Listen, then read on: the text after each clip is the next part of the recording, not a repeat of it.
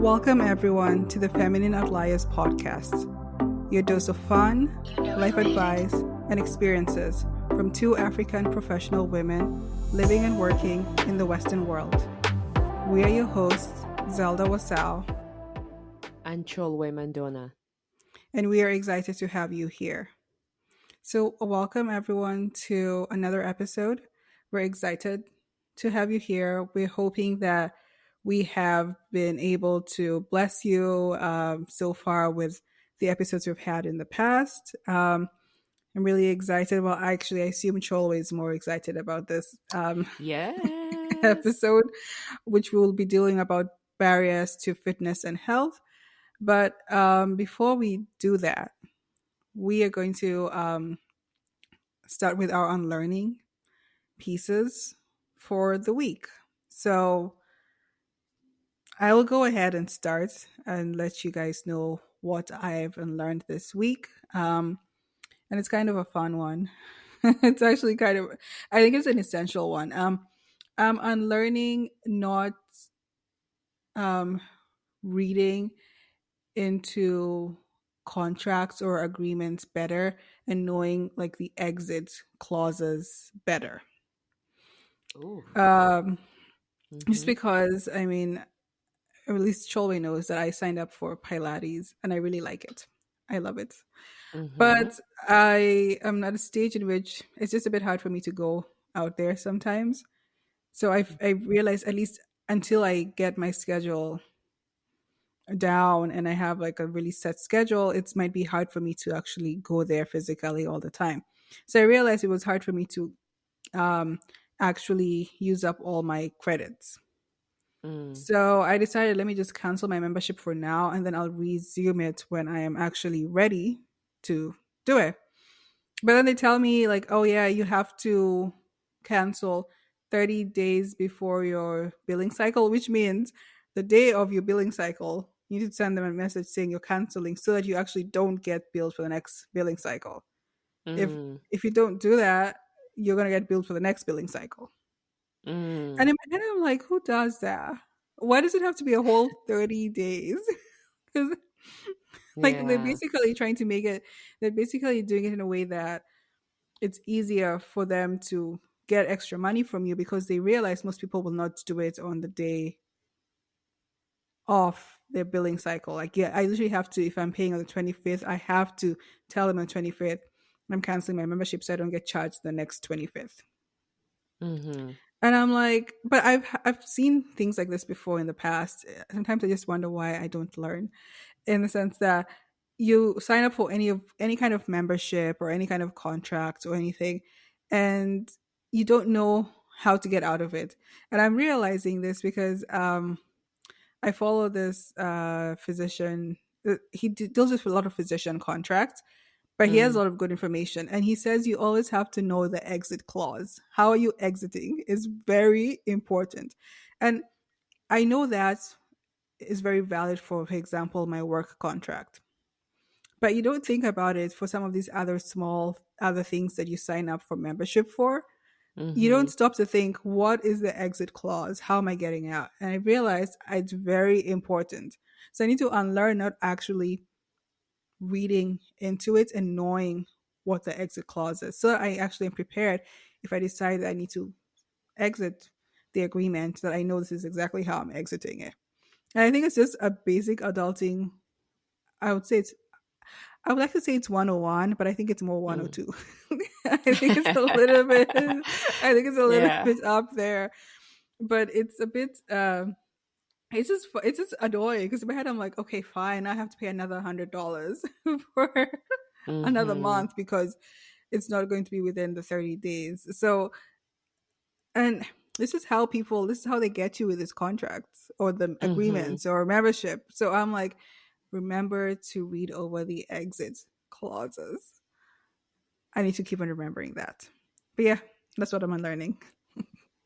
Nice one.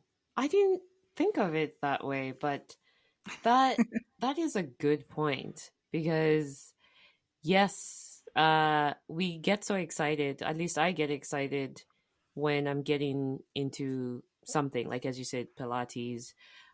joining a gym, um, and then you don't really look into the other aspects of it. Um, even like when you go to, like, I don't know, let's say like some amusement park or a place where you're just gonna like be hanging out, and then they say sign over here, but it's probably a bunch of uh information that says we are not basically we're not responsible if anything happens to you. And I guess in some ways they do make that clear, but uh in a lot of things it's we don't realize the other part to signing up to doing something. So Hmm. that's a very good one. I do agree, actually. I think it's adulting 1 or 2. This is where like you're gonna have to sit down, check your contracts, um figure out where your money is going. And I think we do this even when we're not using the service, because I'm sure that people out there sign up for apps that they have stopped using, but they're still being charged, and Hmm. they just don't know because it's only like $5, 10. Like it's not that big of a deal, but then it does add up after, like, let's say a year, so you can use that money somewhere else. Hmm. So good one. I like that. I've I will do that. I will do that. So whenever you get into before you when you're getting into an agreement, find out how you are going to get out of that agreement when Exactly. you have lost that emotional pool and you just want out. Hmm. Very good one. I like that. Yeah. Yeah. What are you unlearning today? Oh yeah. So this week I am unlearning not to put energies in things that are not part of your identity or where you're going. Hmm. Um, I am unlearning this one because I'm a person that is rather loyal, or I one of my traits or one of my values. I don't know what whether it's a trait or a value is being loyal. So I am very comfortable in being consistent or doing the same thing over and over again, because for me, there's something about consistency that breeds like certainty or safety.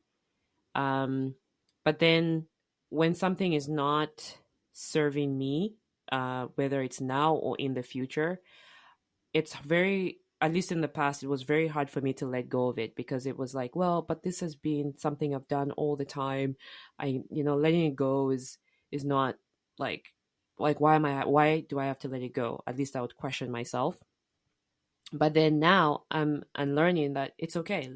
Let things go um, when they have stopped serving you, and Hmm. just use that time or your newfound time to use it for something that will help you move forward, that will propel you forward.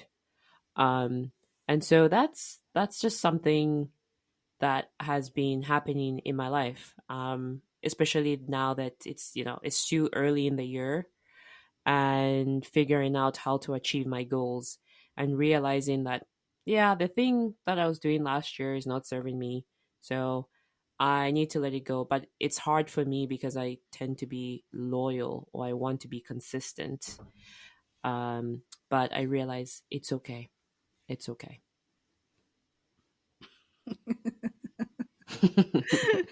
It's okay.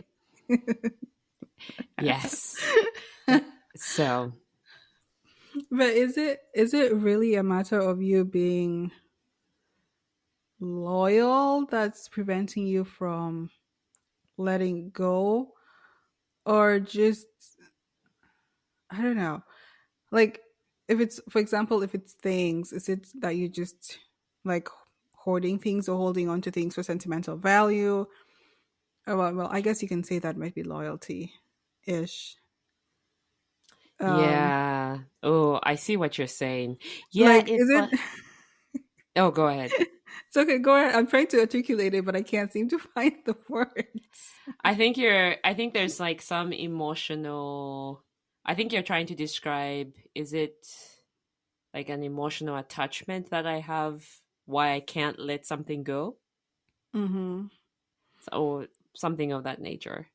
Yeah, like because not just necessarily loyalty, but like why is it that you can't let it go? What purpose is it serving in your life? Ah. Because and I feel like this carries across a lot of different aspects in life.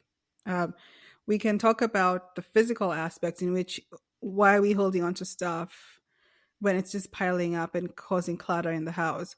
Now, I realized that I've been slowly getting rid of stuff. I don't have as much stuff to get rid of, but there's still some things I realized that I'm not actually using. Mm, As you said, they no longer serve a purpose. But why am I having it? And I've realized some of them it's sentimental because, for example, like I have these old earrings that I bought in Kenya a long time ago. Um, mm, but then maybe something is missing, some parts is missing, and I'm no longer wearing them. In my head, I'm like, why are they still here? Is it because mm, I'm still trying to, you know, maybe because I got them in Kenya and it gives me some form of emotional attachment. And I realized, mm-hmm, no, just get rid of it. If you're not using it, it's not serving you now. Just get rid of it. And it actually helped me feel much more clear afterwards because I feel like, oh my goodness, I feel like I've emptied out mm-hmm, things. And that's like a physical aspects, but you can do that in a lot of ways with, like, for example, apps. I don't know, I do mm, that too when I have like applications or things that I have been using in the past. Then I'm like, wait a minute, why is it still here? Like when you think about it. But I think it mm, takes you getting to a point in which you actually try to reevaluate things and be like, what is actually serving me and what's not serving me. And I don't know how to get to that point. I feel like sometimes it takes a certain mm, shift in your life or some life event happening for you to be like, let me evaluate what's working in my life, what's not working in my life, and what needs to go. And then now you have to also make the change in regards to why do I still hold on to this? It's easier. I mm, feel like what you're saying is easier in the sense when it comes to like friendships or things like that, in which it becomes more obvious. Like if you're holding on to a friendship and it's not working, in your head you can be like, you know what, it's I think that's a more clear cut situation in which you feel like you can just let go because you realize it really is not helping me advance further. But it's harder when it comes to other things that are not exactly, that can be the water can be very murky. yeah, I get it. That makes sense. I do realize. And it's a thing of I guess for me it's a thing of growth where as my values become more defined, it Hmm. then you start to see that, oh wow, yeah, I really don't need this thing in my life. And it, yeah, so I do understand what you're talking about. I think it's just more of values just getting more concrete and me becoming less fuzzy.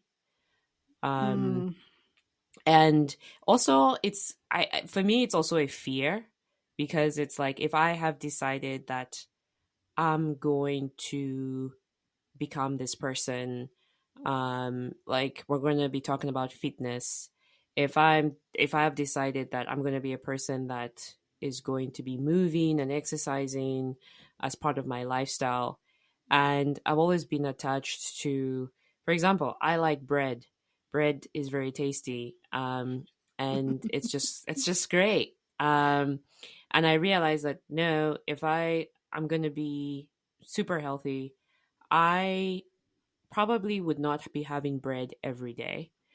And it's Hmm. something I just need to let go of. Like, there are other alternatives to my breakfast that I could enjoy. And so it's like picking up a new breakfast um, is like, oh, does it mean I'm never going to have bread again? So yeah, there's just that fear of the unknown, but then there is more certainty in the value. Like all I'm certain about is the person I want to become.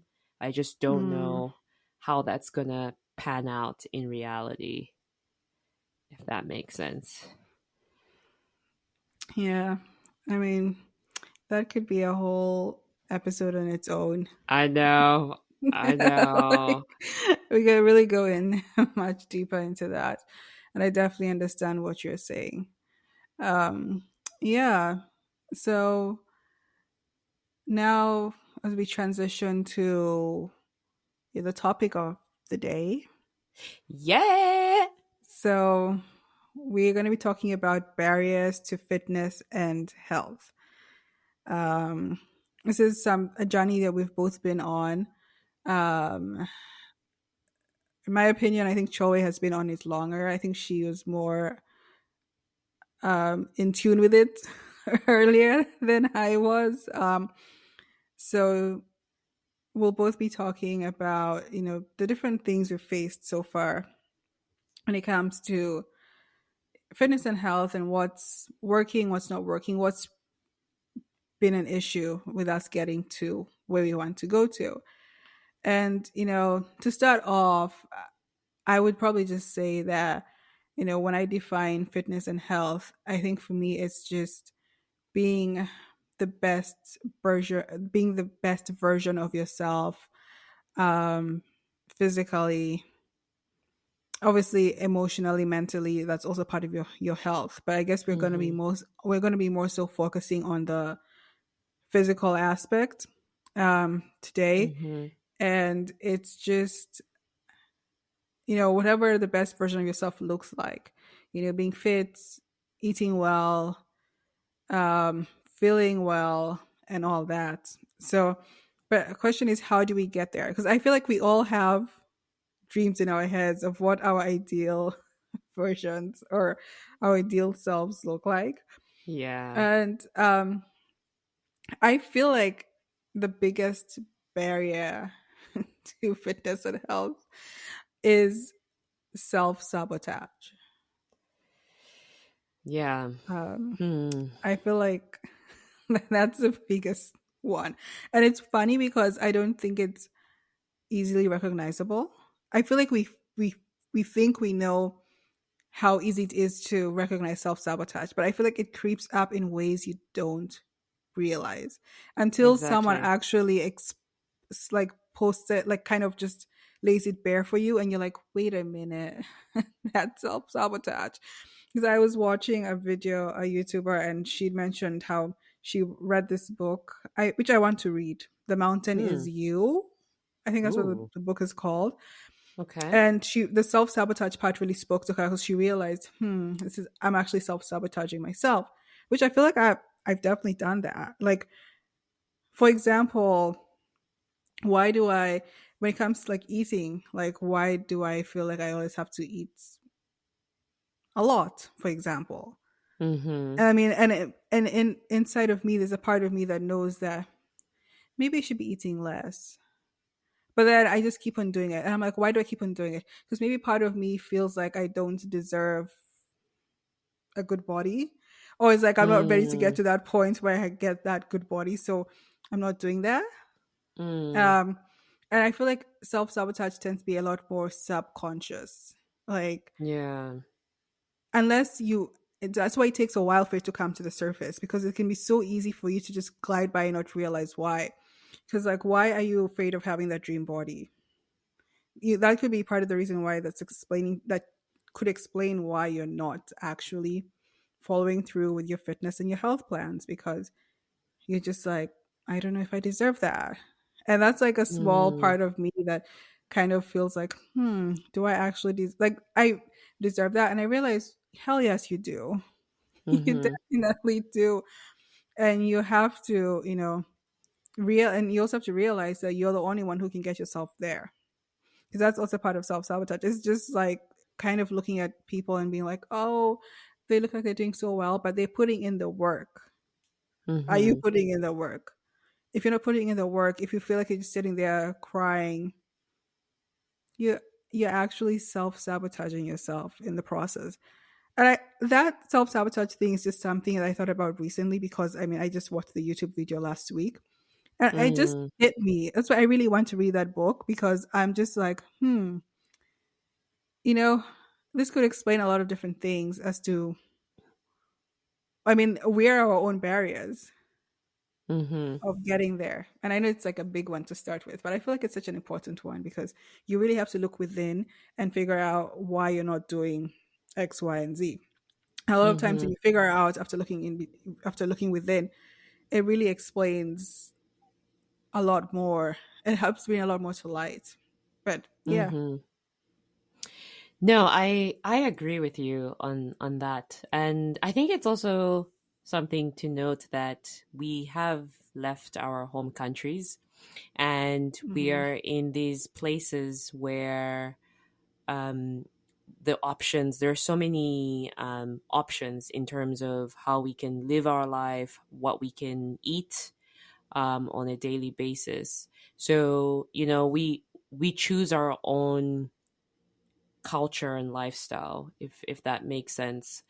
Mhm. Because I don't know if you recall, like growing up in Kenya, where the the food that we ate was pretty much predictable. It was a culture. There was a food culture.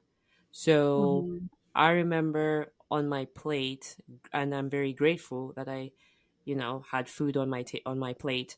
We would have like a carb, a vegetable, and a protein. So like I would consistently have inshima. Shout out to inshima, man. For those that don't know inshima, it's like cornmeal, and it's referred to as ugali in Swahili, right? Mhm. Um, and I think in this part of the world they call it like it's like polenta. It's kind of like a polenta. Um, but we Different would grain, but yeah. Yeah, different grain, right? But it's like corn. It's basically ground corn. So I would have inshima, and then I would have vegetables, and I would have some sort of protein like fish, beef, chicken, beans, and that was a culture. It was set for me. I never had to think, oh, what am I going to eat outside what we were provided. And then Mhm. we relocated and moved to US. And then the US, offered, oh, you can not only have those things, but you could also have burgers. You could have um, French fries and fried foods and all of that. So there was just more option, and that's just on the hot meals, for example, or prepared meals. But even meals like food on the shelves in the Mhm. stores, where you can just buy a big bag of potato chips, like for yourself, and it's not even that expensive. So you can just like you can buy two if you want it for yourself. um, so those just the options are just endless. And I wonder if we either just gravitated towards eating the stuff that was tasty because, of course, like, why would I, if I have an option to eat a burger which is tasty, why would I go and eat inshima and vegetables and beans? Even that's tasty, but Mhm. so I also feel that we found ourselves in an environment that gave us so many options, and just based on, I don't know, just being human, we decided to go with things that are tastier or felt better. I don't know. That's one consideration I feel like we should also take into account. Hmm. I mean, I feel like if I was to piggyback off of that, I would say for me, it was not even a much matter of tastier or anything. I think part of it was just naivety. Mm, It's purely, this is purely naive because, as you said, back home in Kenya, I mean, so I grew up with a, I would say I kind of had a wide variety of food because my grandmother is a chef, and I think she taught like my mom and her siblings, I mean, they had a good cooking background. So my mom, also because my parents had lived here in the States and stuff, they tried cooking other dishes, not just Kenyan food. So would have Mm. things like shepherd's pie, um, you know, random other things that are not necessarily just Kenyan. But for the most part, we Mm-hmm. had a lot of Kenyan dishes. But we had a Mm. variety. That Yeah. was never like an issue. But I think because kind of essentially to say is like my mom or my parents controlled my diet because we eat what's available in the house and what we cooked. So I never Yeah. had to think about food or anything like that. Like Mm. I never had to think about what's unhealthy, what's healthy, because I think I was generally getting a healthy diet because my food was controlled at home. And then when it comes Mm. to movement, I mean, in school you always have PE classes, so I think that's what does PE stand for? Physical education. I Mm-hmm. think so. Yeah. Yeah. Yeah. So we had physical education classes, and so you'd always have classes. So you're kind of always active. So I never actually mentally went out to exercise. And also growing up, like my parents were not the most, I don't know, how do I say, like my mom's version of exercising was walking, but I guess it never occurred to me that walking is like exercise. An exercise. I know what you mean. Like Like I don't know. it's a mode of transportation. Like it didn't occur to me because when I think about like what you were saying and all that from back home, like Mm. when I think about exercise now, I feel like people will purposefully go to the gym and do like lift weights and do that. But because I didn't see that, I guess I would say I didn't grow up in a really exercise conscious family. Even Mm. though my mom would always go for walks. Now looking back, I realized my mom was exercising by going for her walks, up and down, because we lived in a hilly area and things like that. But it just never occurred to Mm-hmm. me Yeah. until like it never occurred to me back then. So coming to the States without that knowledge, you come and you just continue living your life as per usual. And it goes to the food and everything. And you Mm-hmm. don't realize, and until you realize later on that, wait a minute, one, the food is different. And as you said, there are a lot more unhealthier options that are much easier and much more easily available to us because they're not as expensive as they would be Mm-hmm. back home. And then you're not at home with your parents policing you what to do. It's now up to you what you want to do. Mm-hmm. It Yeah. becomes a whole. So I didn't realize that when it comes to exercise, for the most part, was not purposeful about that. I do know there's a time I'd go to the gym in Miami. There's a time I also did swimming with shout out to Stacy, my turn. I did swimming with her, but I was never really purposeful. But I think also part Mm-hmm. of the reason why is because we were walking everywhere anyways.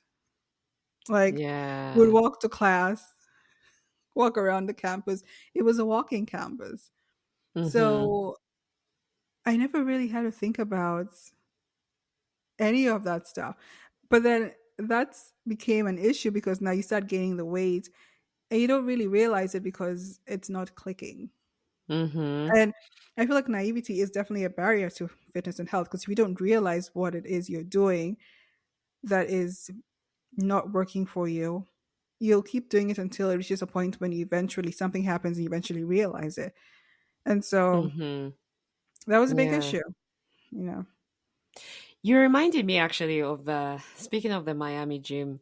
I remember I think the first time I went to the gym just because like the first time and I actually remember my outfit wasn't even as fashionable as what's going on out here today. Like going to the gym is like it's you have to think through, okay? You can't just be wandering in the streets. And I remember I just had like a shirt and a pair of I think it was like oversized shorts or something. But anyway, I made it to the gym. I didn't at the time it was just me being like I want to try out the gym at school. Um and I remember being on the treadmill and just I think I did it for like 5 minutes or like 10 minutes. I was like, oh, I'm tired. And I don't know how many calories I burned. I think it was like 50 or something. And in my head, I was like, man, I've done so much. I am out of here. Like Like it wasn't that much. Jesus. Yeah, like I was like done. And I think that's what you're talking about. Like in my head, I didn't even have an idea of how long Mm-hmm. I needed to be on the treadmill to get a Mm-hmm. good, quote unquote, good workout. So as soon as my legs were hurting, I was like, I'm out. This is hurting me. I need to go home. I need to go back to my room. And I left. And, and so I didn't even appreciate like the gym itself. Like maybe for you, the swimming pool was a big deal. I didn't know how to swim at the time, so it was like, eh, like why am I hanging out here? Mm-hmm. So, but obviously, I gained freshman 20. Forget about 15. I think it was like 20. I think it was like 20 pounds. Oh my goodness. Yeah. So that's very true. So I think we just lost we didn't see, as you said, that our environments did change, and the mode of exercising wasn't walking, because obviously, for example, in the US a lot of people drive everywhere. So Mm-hmm. the version of walking changed to, you probably want to, you know, become a member of a gym or walk, or make it intentional that you actually walk, or some form of movement. Um, but yeah, Mm-hmm. yeah, that's a very good point.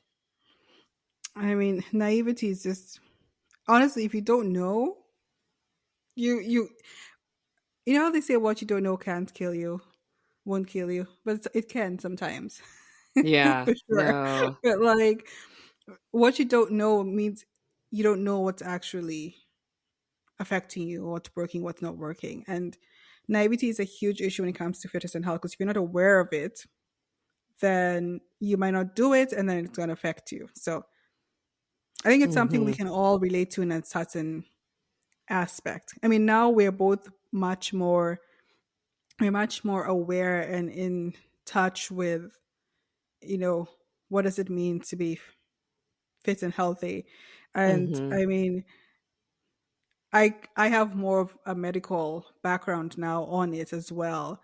And I have a Mm. lots of examples in the hospital that are good enough um, to light a fire under my ass to actually be Yeah. healthy because you're just like, mm-mm, nope, Yeah. I am not ending up like that if I can help it. But like moving on to like more current, because we've talked. I think it's really good. We actually randomly somehow did backgrounds on the barriers of fitness and health that we've had Yeah. in the past, but now I think moving on to the current barriers we have now, um, I think one of them is not having a schedule or not setting a schedule. At least for me, that's a huge one. Mm. Um, because now that we're working and I realize, and I've seen so many quotes on this, motivation is not enough to Mhm. get you to do things. You actually have to plan it into your schedule, have the discipline to plan it into your schedule, or things will not happen. Yes. Um, and that is such a profound thing. And I've seen it time and time again happening in my life because I think I've complained to you before how on my weeks on work, like when I'm working, sometimes I have long days in which I actually stay the whole 12 hours in the hospital. And then Mhm. you come home and your body is exhausted Yeah. and you have zero motivation to move. Like you just sit in the couch, you don't want to move, you don't want to do anything. You're probably hungry because Mhm. you haven't eaten. You have zero motivation to do anything. In that Mhm. time period, you're like in your head, you're like, I need to exercise. But it doesn't Mm. happen because you're exhausted, which exhaustion is part of a barrier to fitness and health. But the in that case or in that scenario, it's happened so many times to me that I actually haven't worked out when I came home that I'm really Mhm. considering trying to wake up early to work out in the morning and get it done with. Simply because I'm realizing at nighttime, like my body is just It's just like giving up. It's tired. It doesn't want to Mhm. move or do anything. And so I don't have the motivation. I'm exhausted. So if I have the discipline enough to have build it into my schedule to work out in the morning, and it doesn't have to be every morning, Mhm. Yeah, that's that would true. be helpful. Because Yeah. just basing it off all this other stuff, like, oh, I'm going to do it then, I'm going to do it then. No, you have to have a schedule, and a realistic one based off how your life is. Because it's the exact same issue now. When my week off, I have the time to exercise, but I don't know. I don't know why, for some reason, it's such a battle to get me to exercise first thing in the morning.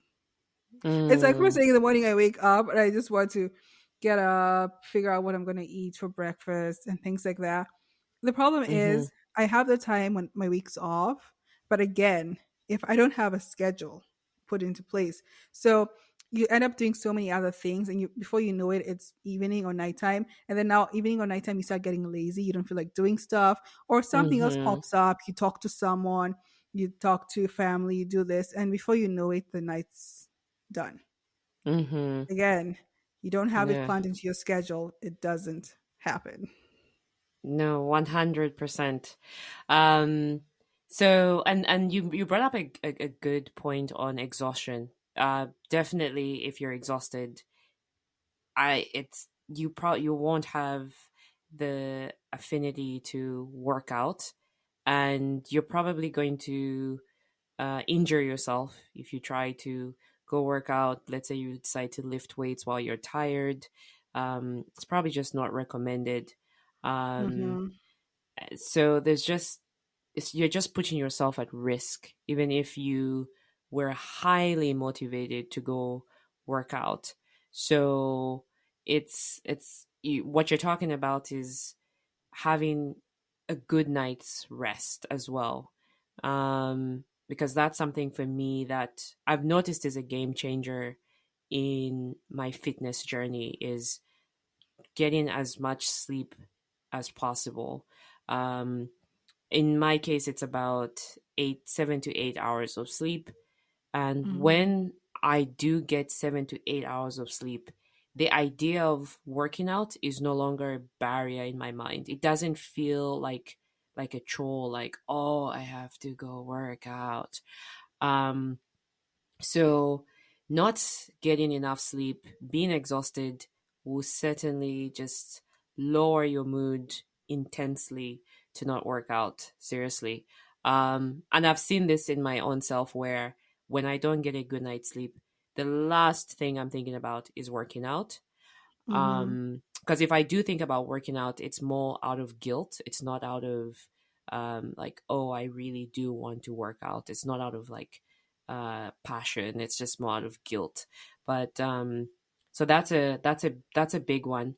And to be fair though, if you think about it, that's another thing that has changed drastically in our lives, being professionals. Mm-hmm. So and we're using, these are mentor jobs where we have to think. Your job is probably even more critical because you're dealing with human life, like directly dealing with human life.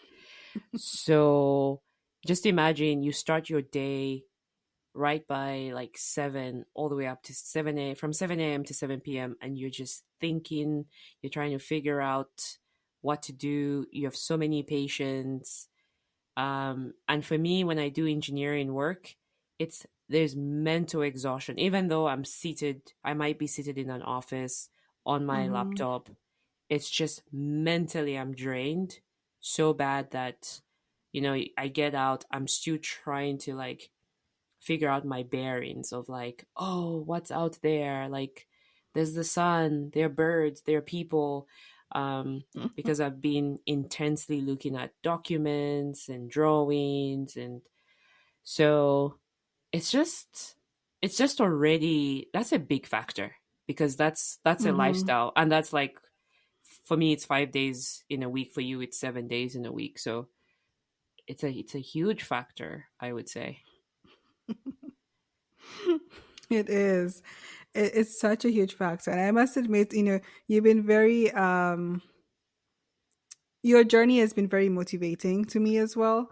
how you've actually, like, you're sticking through stuff. Like right now, you've really been sticking to going to bed on time, which I have been blissfully failing at. But I will get I will get there.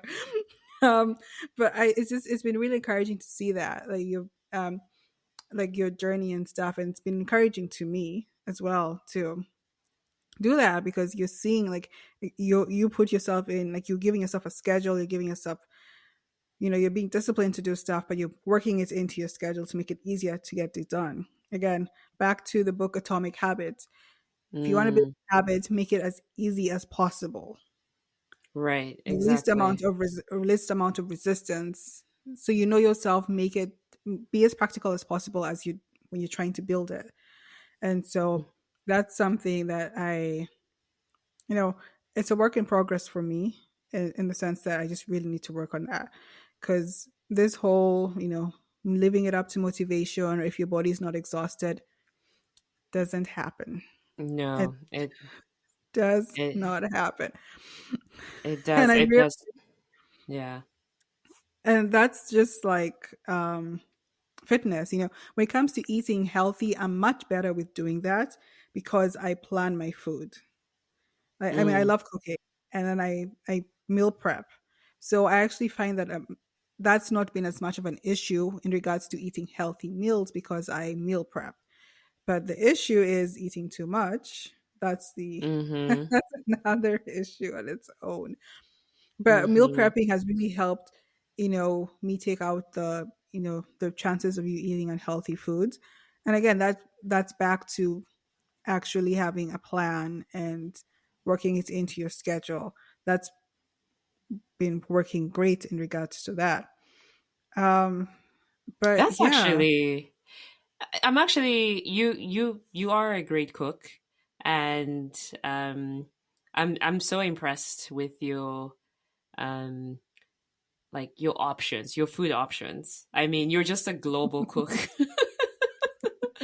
So, I feel like you would not have issues um like finding a low fat vegetable option if you wanted to, because you would just be like, oh, today I'm gonna go Korean. Like the next day I'm gonna be like, I'm gonna eat Kenyan. So, which I do admire you for that. My issue with food is I don't know how to snack. I think snacking for me Mm, is a new concept, and it's probably a Western concept. I don't know. I don't remember if I hmm. used to snack back home. You Um, didn't? We had, didn't you guys have like break time, like, before oh, lunch? You have break time, so you have like snacks, and then I don't know how it is for you guys. And for us, when I come home, I'd have tea time. When I think about it, I'm like, I would have like Rice Krispie snacks for break, and then I come home and I have bread and tea. And I'm like, before where was the wait before dinner? And there's no, it's like, before where was the dinner. wait? And I was Wow. so small and tiny, and I'm just like, Huh. Indeed. dreams. Those were the days. No, The they days, no, the days. I didn't snack. No, because the thing is, whenever I try to snack, my mom would be like, "Oh, we're about to have dinner. You can't be eating that," you know. And so yeah, shout out to my mom for as you said, parents policing you what kind of food you could eat. Um, Hmm. but now because I was used to eating full meals, like 3 meals in a day, and those Hmm. were the times I could eat. So if I have a bag of popcorn now, it to me in my mind it's I need to finish that bag of popcorn. You can't. Hmm. Why are you doing like a handful? Like I don't understand handful. I don't understand two pieces. I mean, even when you look at like chocolate, you buy you buy chocolate and it says 5 servings, and the 5 servings are probably like each of the pieces, like a square, and I'm like, Hmm. that's not a serving. So because in my mind, I'm like, you mean to tell me all I need to do is just eat one square of this chocolate and put it down and go somewhere else? Ha! That is not happening. I just want to eat the whole thing. So it's just it's just these things where like I that's my biggest struggle is I struggle with snacking.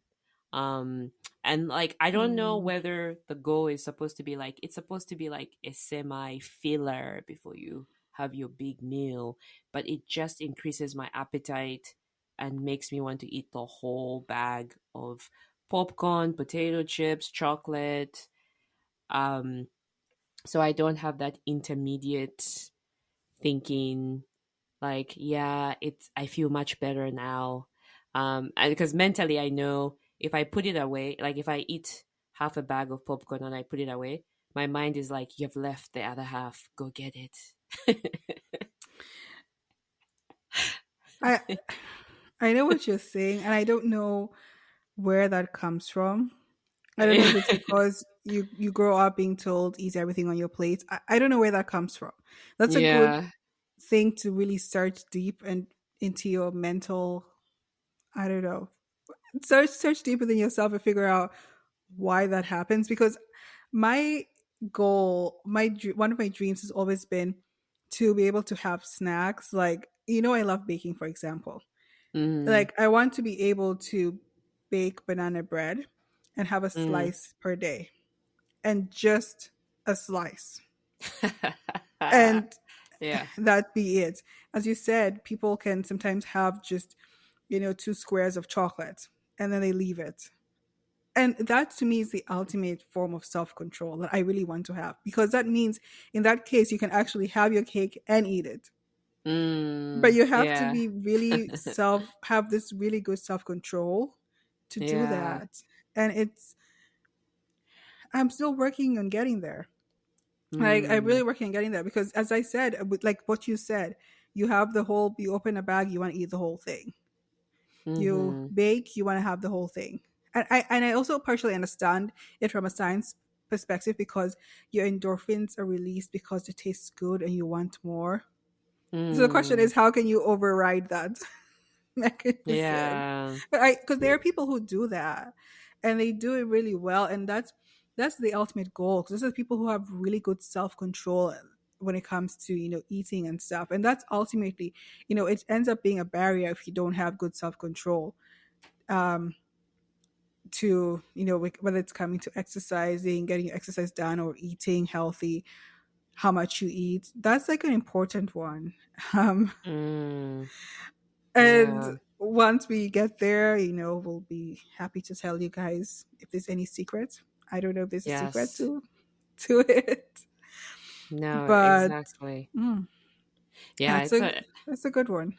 it's a tough one. And I just the thing about it also is like food is so much easier to access here in a way that it also plays into that like reward part of the brain, I guess. So the way we think about things cuz like after work, Mm, it's like, "Oh, I'm coming home and I'm coming home to eat and then relax." And so and it's like for me I don't want that experience to stop, so because if it's like I want to keep going with that experience, so if I eat food I just want to keep going because it's my time, it's my time to relax.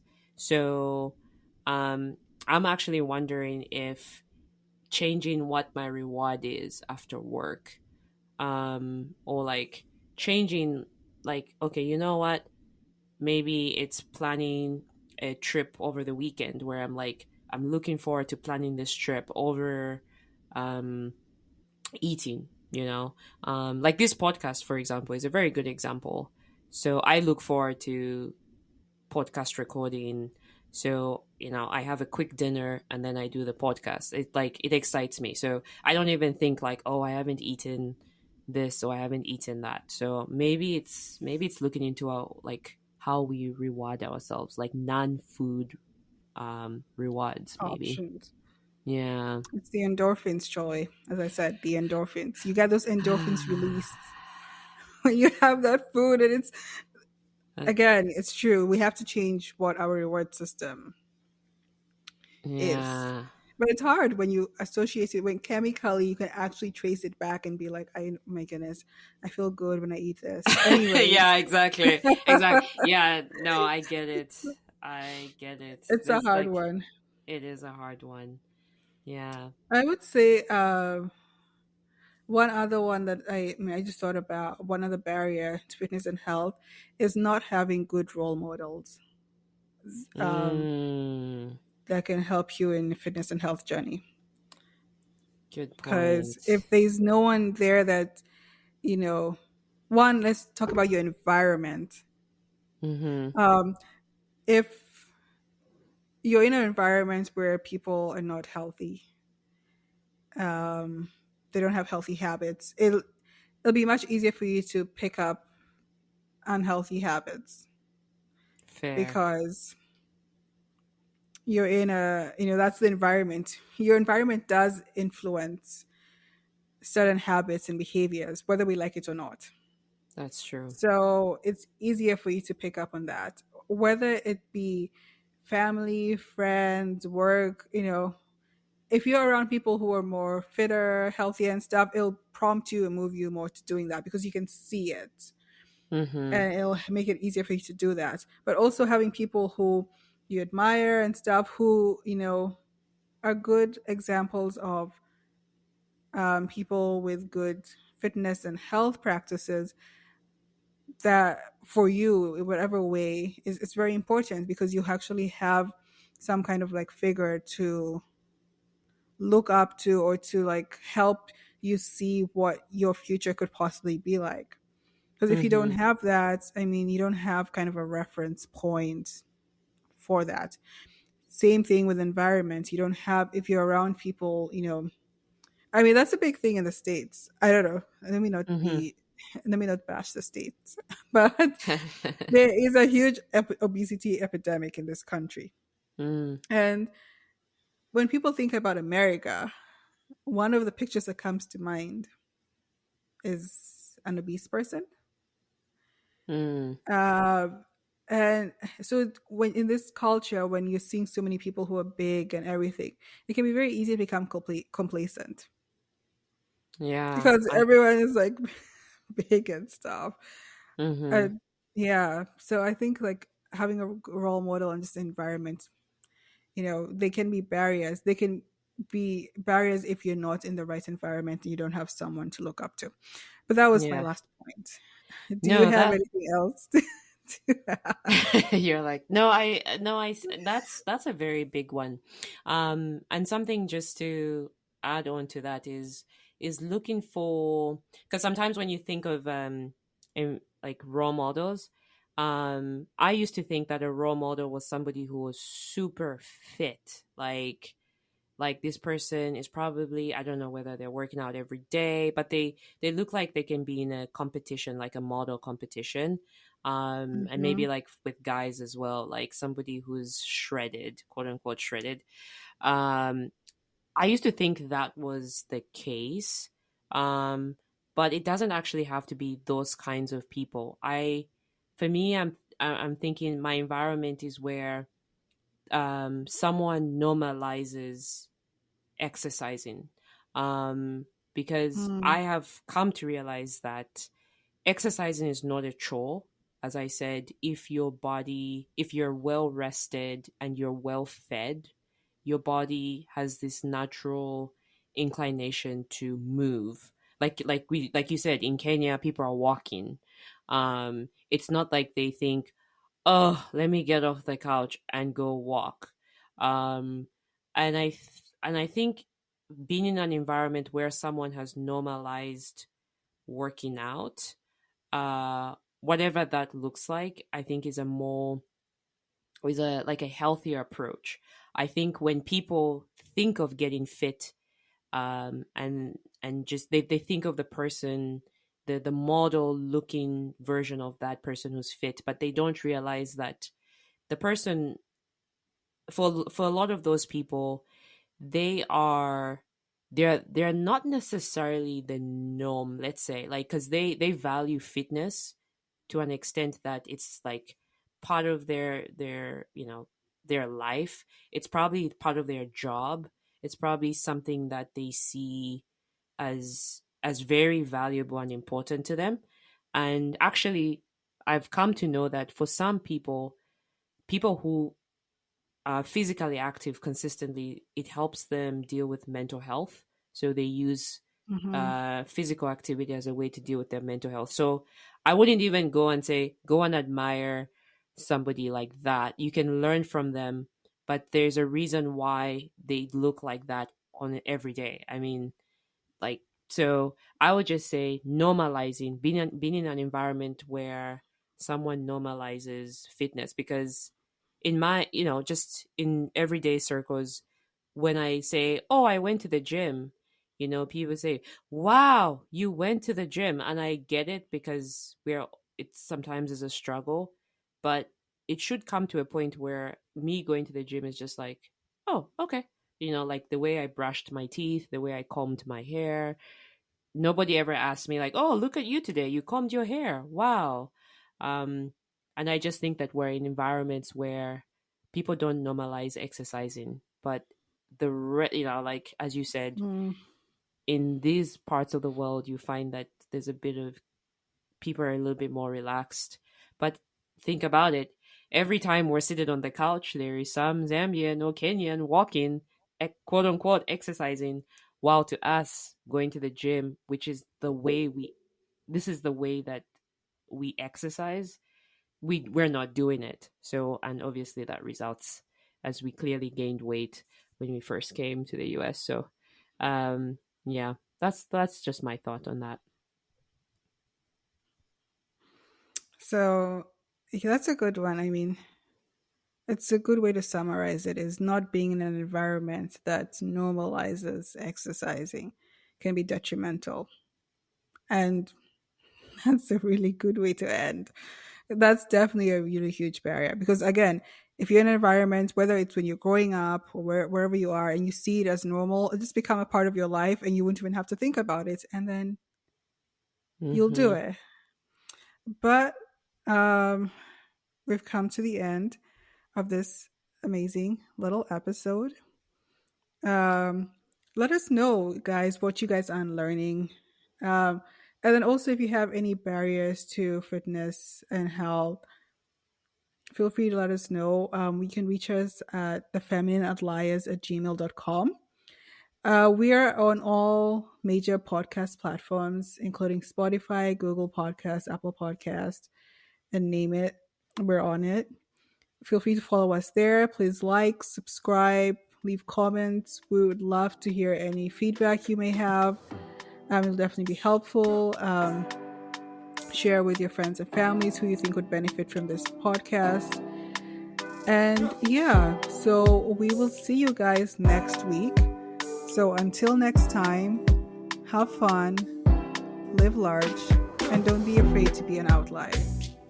Have a good week, guys. Thank you. Bye.